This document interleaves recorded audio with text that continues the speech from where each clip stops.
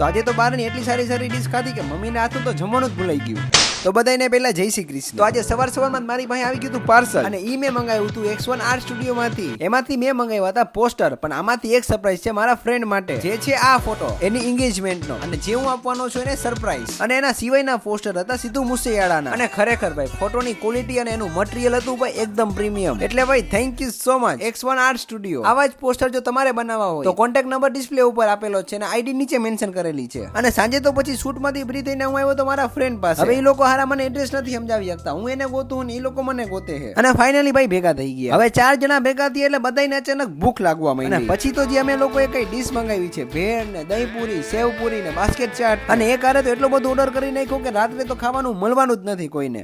Hello, how are you? અને ભાઈ test ની વાત કરું કે ભાઈ ટેસ્ટમાં એમને તો બહુ મજા આવી ગઈ. અને આટલું ખાધા પછી હજી અમે એમ જ કહીએ કે હજી એક પ્લેટ થઈ જાય. અને હવે તમે લોકો કોમેન્ટમાં એ લોકોને કંઈક કહી દો.